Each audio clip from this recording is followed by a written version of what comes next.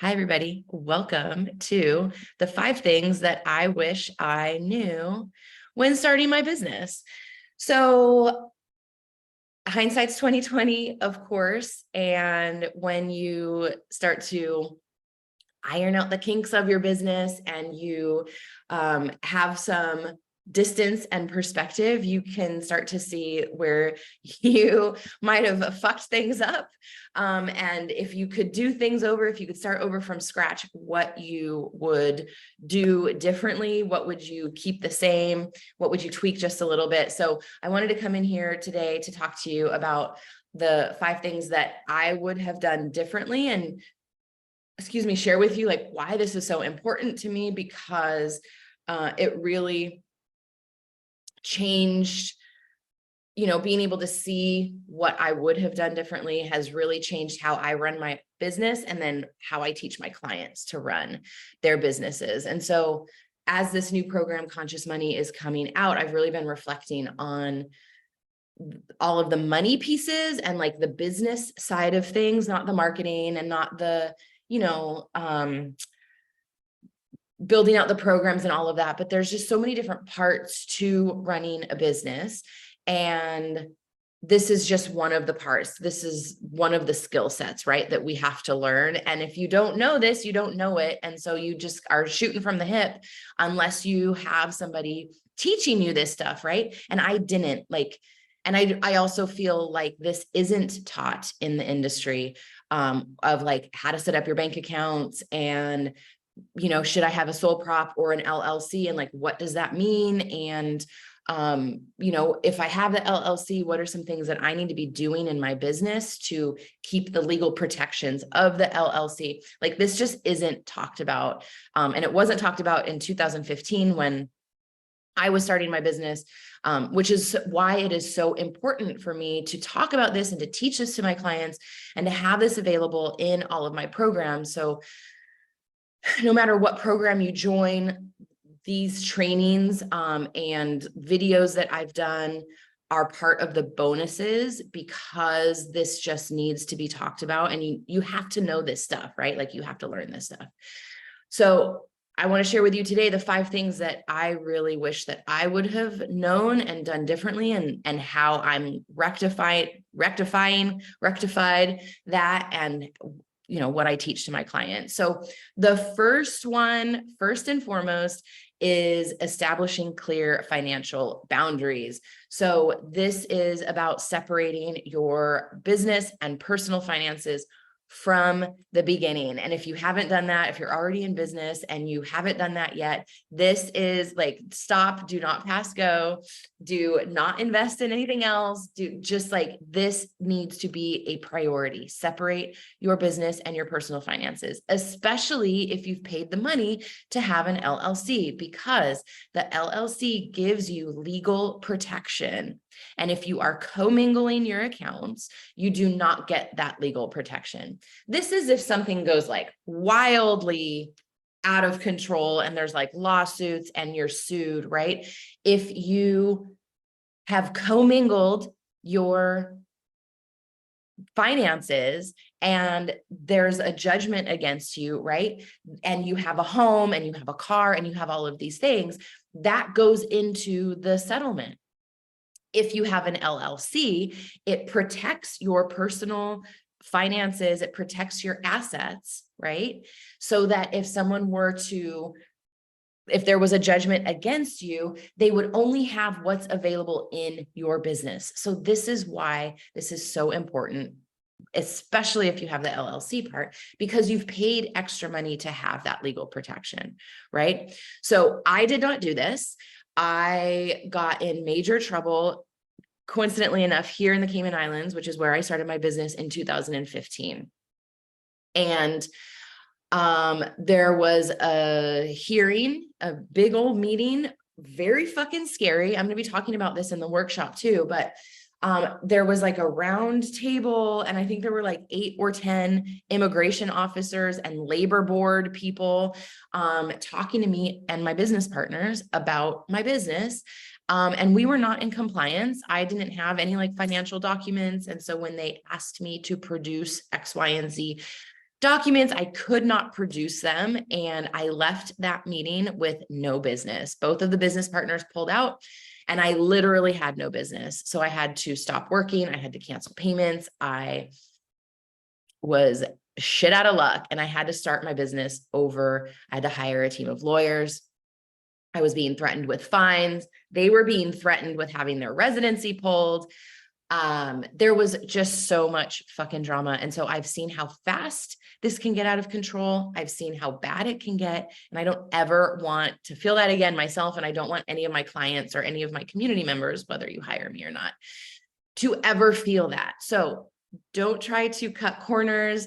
Don't do what I did, which was like hire the cheapest person. So, like LegalZoom and DIY shit. Like these are things that you don't necessarily want to DIY. I am queen of DIY. I will tell you all of the things that you can DIY and how to create like a portal on your website. And you don't have to have Thinkific, but like legal stuff, tax stuff, financial stuff, not the time to fucking DIY. So number one was establish clear financial boundaries. Treat your business like a business and like a distinct entity from day one.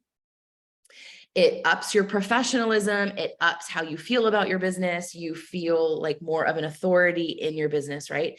And this also helps you make more informed financial decisions. So if you haven't done this yet, please go do this. You can even use personal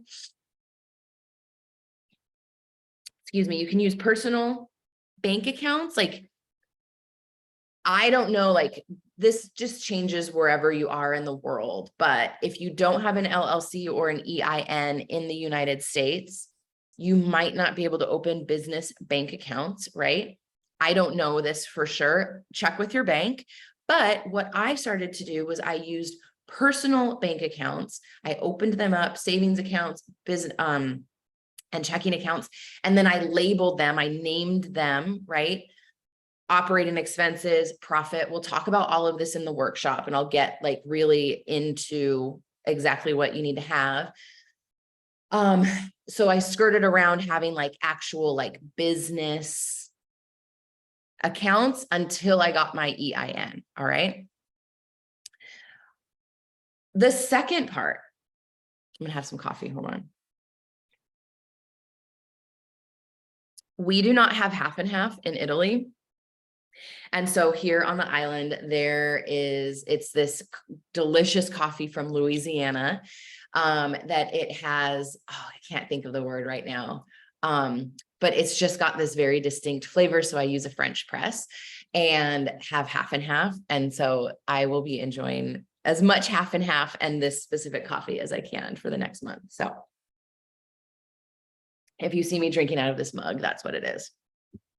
The second one, embrace profit first methodology. I did not have a methodology. I did not have any way of tracking my money or figuring out what was coming in. I was like a lot of you, and I hear this all of the time. And so I'm very sympathetic. The money that I was making from my business, because I quit my job in 2016, which was probably a little premature. So I started in 2015. I did have 5 clients, which meant that I had, let's see. I think I was charging like 400 or 500 a month for my coaching back then, which meant that I was bringing in $2,000 US, which Cayman Islands is quite expensive. So it is, I believe the exchange rate is currently, and back then was like $1.20 US to 1 Cayman dollar, right? So I needed more money in the US to actually buy anything here. So that was probably not enough money, right? I did have a $40,000 settlement, 40, 30, I can't remember, to cushion me. And I also had a boyfriend at the time who was willing to bankroll me and pay rent and bills and that sort of thing. So I had a cushion. I was not tracking my money. I didn't know what was coming in or coming out. I was like the visual is like, I would get money and just like shove it in my pocket. And then if I needed to pay anybody, I kind of just like, little kids, when you give them money and they have like a pocket full of crumbled up dollar bills. That is how I felt in my business. And that's no way to run a legitimate business. It is certainly not a way to scale. And it is a good way to get audited, have your business shut down by the government, and just not feel like a boss in your business. And so when I started my new business, I knew that the first person that I was going to hire was an accountant. And she was actually a bookkeeper. She wasn't doing accounting really, but and she used Profit First. So she's the one who taught me about Profit First. And I read the book. There's a book out there. There's also a book, I don't have it right in front of me, but there's also a Profit First book for, I believe, women of color. I feel like that's what it was, which I bought. So I'll be reading that. But the original Profit First has also been updated.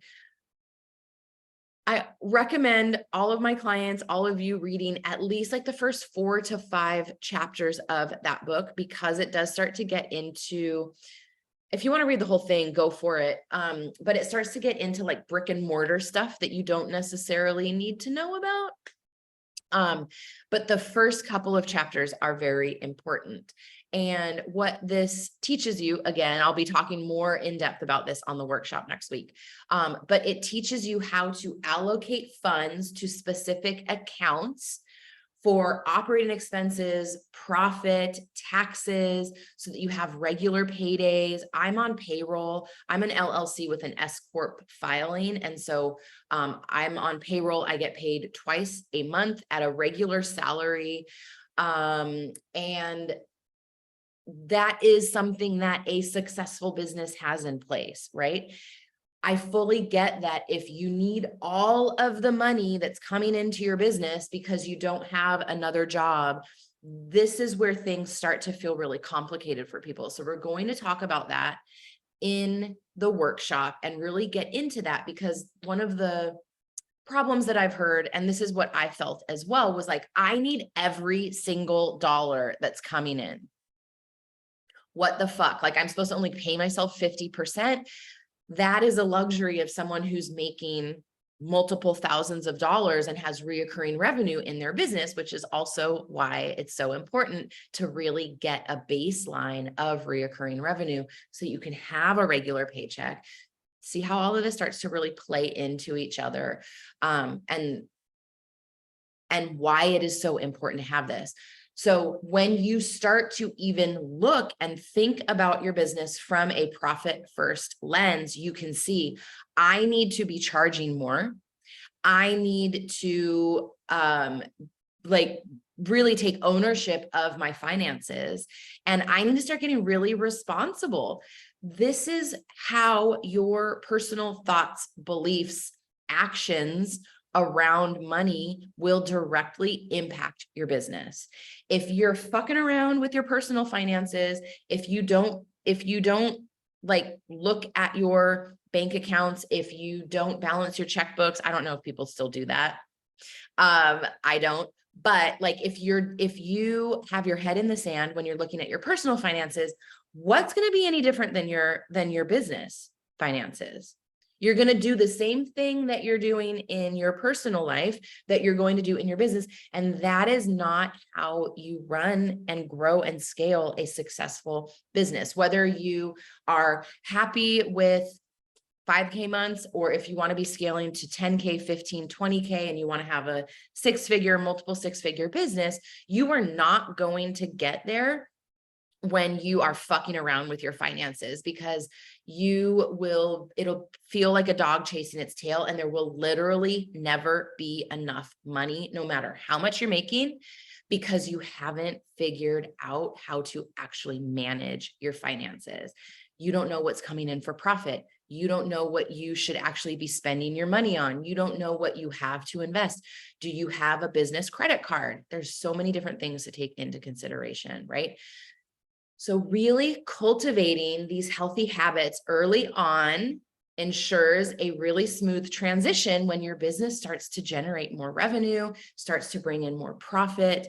At first, there's not going to be, and I hate to say this, and people don't like to hear it, but there's not going to be a lot of profit because you are learning how to run your business. There's typically more going out than there is coming in. So there's ways to remedy this, right?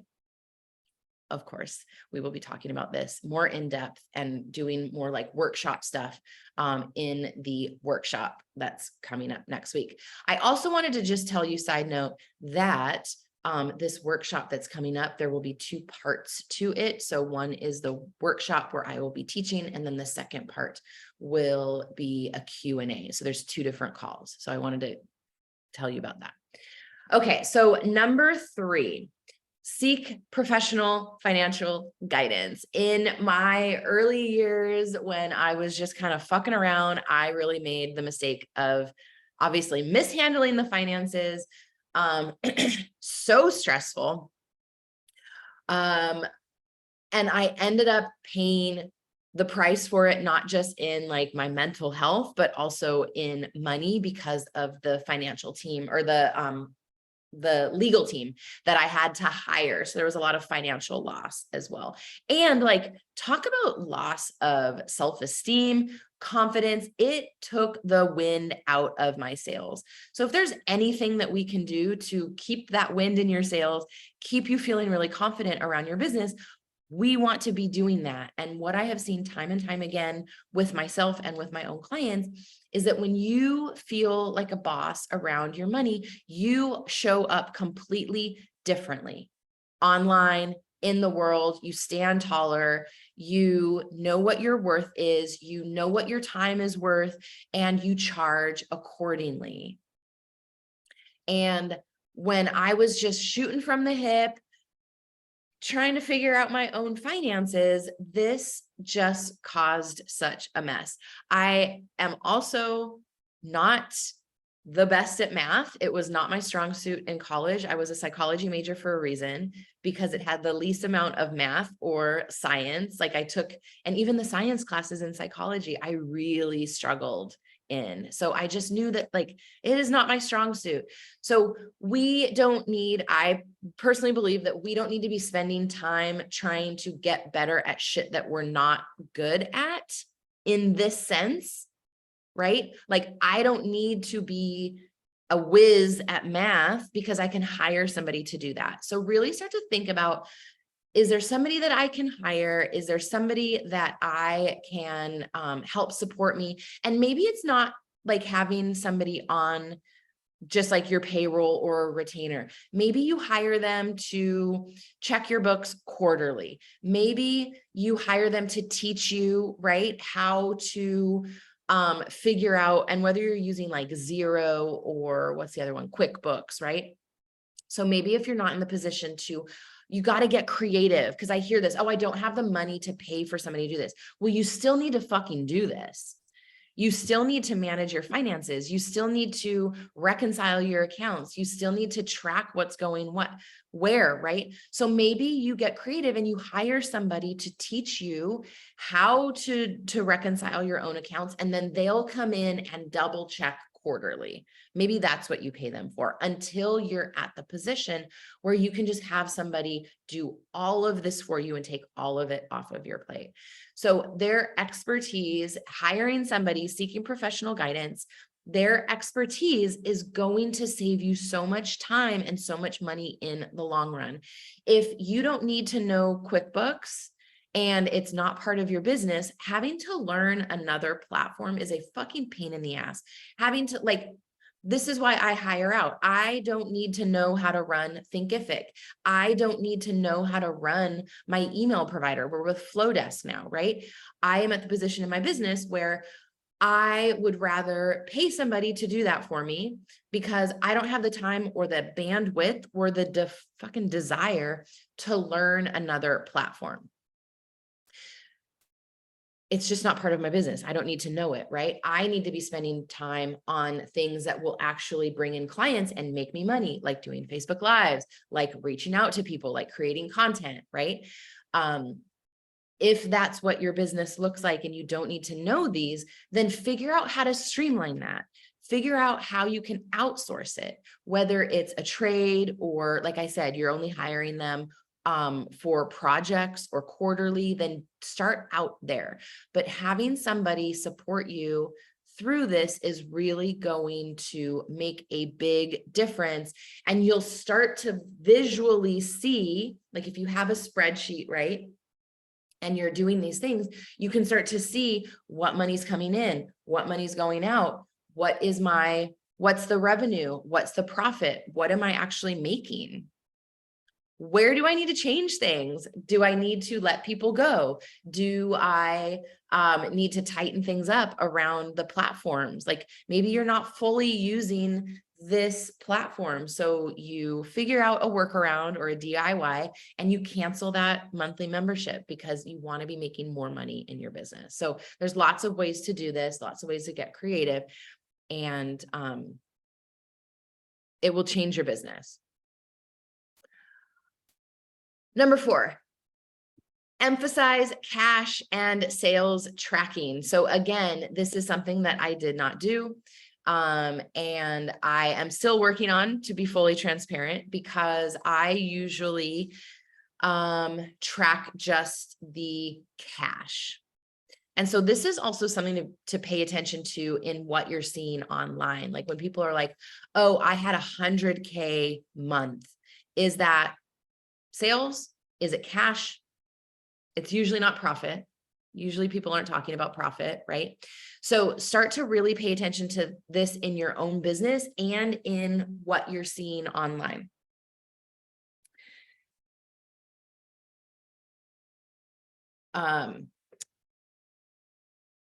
To gain just a really holistic understanding of your business's financial health, it is crucial to track your cash flow and your sales. So knowing what's coming in sales wise and what's coming in cash wise. And so to give you an idea of what this looks like, let's say that, okay, so I just had a new one-on-one client come in for a year.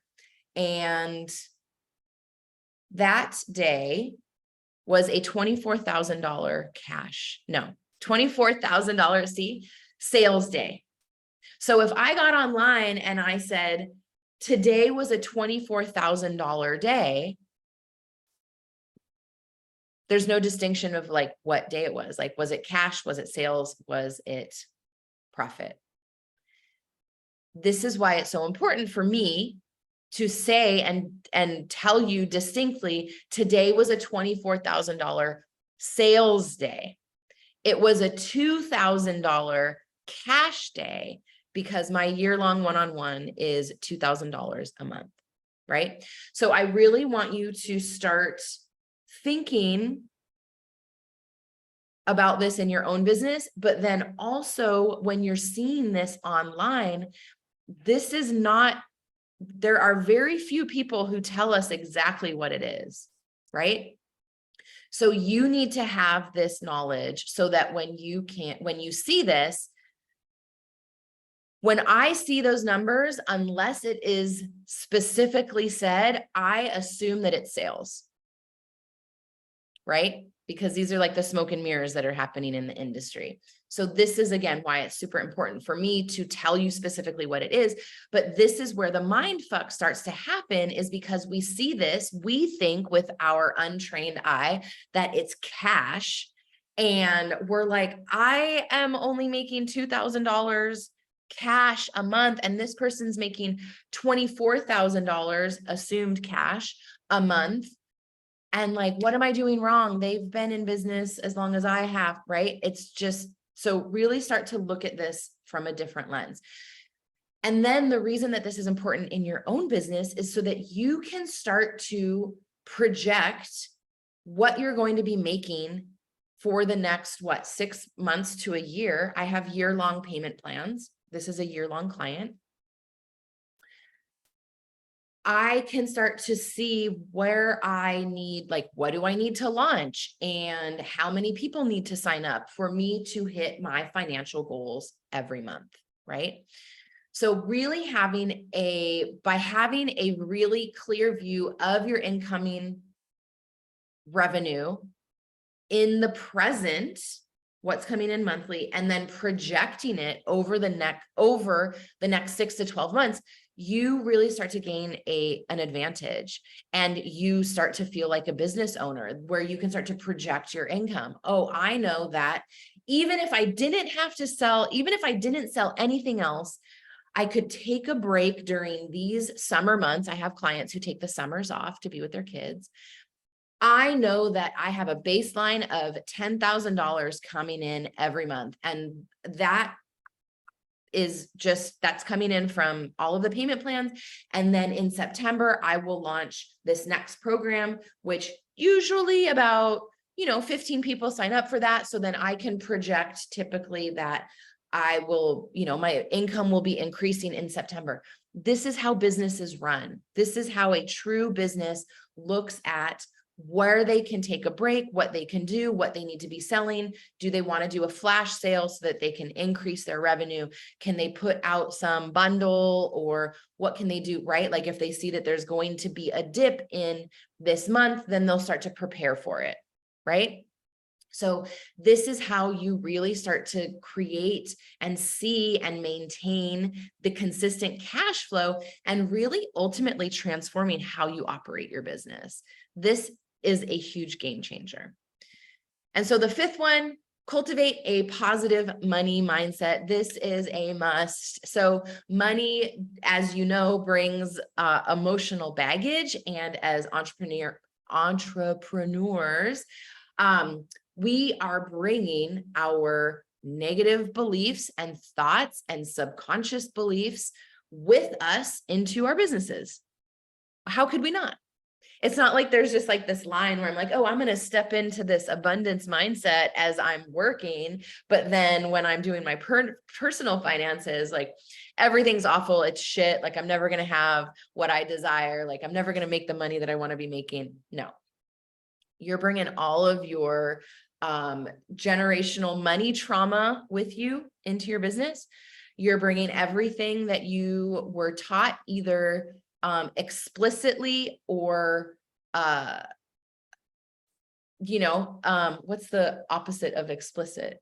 Implicit, right? The things that you heard your parents talking about, like from the kitchen table that you weren't supposed to be listening in on about their beliefs, right? You're bringing all of that with you into your business. And so really investing the time, taking the time to read books, join the workshop that I'm doing, and in really developing a healthy money mindset and learning. This is the thing that's been missing in my work. I've learned it recently. I joined a year-long program around somatic training and somatic practices, is acquiring skills to regulate your nervous system and somatic practices and skills that will calm you and help you feel safe with money, help you feel grounded and centered and not panicked and at ease and trusting your money, trusting the universe, trusting the timing of everything, trusting your clients, trusting that they're on the way, trusting yourself to show up for them, to be able to hold all of the new, right? So like, if we want more money, it means that we're charging more.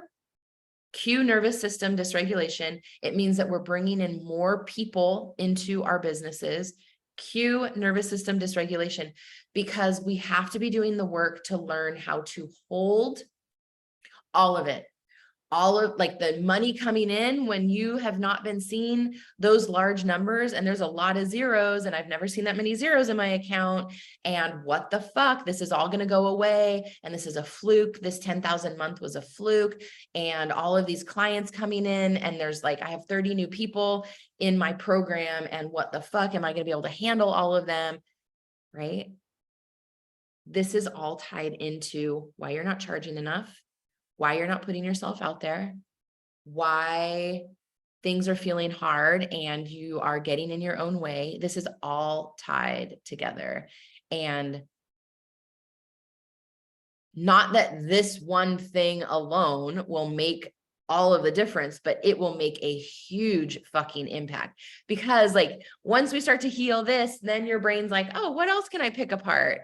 Right? Like, I mean, the thought that just came to me is like, you know, when I'm working out and I'm like, oh, my arms are looking so fit. And then I'm like, oh, but my legs don't, right? So like I'm finding, oh, my legs are super fit. Oh yeah, but what about my waist, right? So our brains are, for whatever reason, trained to fucking pick things apart. So then it will be about your content. If then you'll heal stuff about your content, and then like more money stuff will come up, right? Because you raise your rates again. And so but what happens is you gain the tools through the workshop that I'm doing, through working with me, joining Conscious Money, you will learn the tools so that when the next time you deal with this, you have tools in place so that you don't spiral out. You have the new thoughts built in so that you can recognize, oh, this is my brain. This isn't me. It's not me thinking I'm a fucking loser. It's my brain telling me that I'm a loser because this certain thing was triggered. Okay, great. What did I do the last time this was activated or triggered? Oh, I made sure that I regulated my nervous system. I got in the bath, turned my phone off, and I did some practices around feeling safe. Fucking cool. I'm going to go do that again. Right? So the reason that you might be spinning out is because you don't have these tools or these practices yet. So this is what I will be teaching you in the workshop next week. You'll walk away with a practice to start feeling safe around money and to really start to trust yourself. And you can come back to this over and over again. Like I said, like whether you join the program or not, you're still going to walk away with a ton of information, practical steps, and then the magical stuff that will really shift how you're showing up and how you're feeling about things and how you're thinking about things. And then the action steps to like follow through with all of that. So through all of this work and really healing this money stuff, you're overcoming shame of your own, shame that was passed down to you from your parents or care providers, right? The negativity, the limiting beliefs, I'm never going to have this. Everybody else gets to have this but me. And really starting to shift this really empowers you to set your pricing at rates that feel good and stretchy and expansive, and that help you reach your financial goals. It will help you excel and show up in sales conversations. If you're coming to your sales calls with your own money shit, your sales conversations are going to be clouded with your money shit. So as soon as someone says, oh, I don't like to put stuff on credit cards, and you have this whole fucking story about how credit cards, there's bad debt and there's good debt, and this is probably bad debt. Like if you're coming to your sales calls with that and you're not coming flat, you're going to agree with them on some level. And so you're not going to be able to walk them through this of like, well, what if there was no such thing of good debt or bad debt? There's just choices that you're making. And do you trust that you'll pay off this debt? Do you trust that you'll show up for this investment? Like that's what it's really about. It will help you create the profitable business and that consistent cash flow that you're desiring, and that's aligned with your values, that allows you to show up with integrity, because there's nothing wrong or dirty about talking about money. I have been working through this for the last couple of years, and finally I'm able to show up and really say that there's nothing bad or dirty about it. You just have to learn how to show up clean and flat. And the way that you do that is by working through your money stuff. So I would love to hear, I know that I've been talking and not looking at comments so that I can just stay really focused, but I would love to hear what your thoughts are And I'm going to check, let's see if I can get here. I'm going to check the chat and see what is happening. Okay. Do you have any passive income? I do not. We're working on that. I'm trying to think. This is something that we are currently working on, because there is definitely a gap in my business, and that I'm seeing in, other businesses, of the clients that I'm working with. And so we are remedying that as we speak. Ashley says, as a bookkeeper, this is all making me so happy. It blows my mind. People aren't focused on money in a business. Yes, absolutely.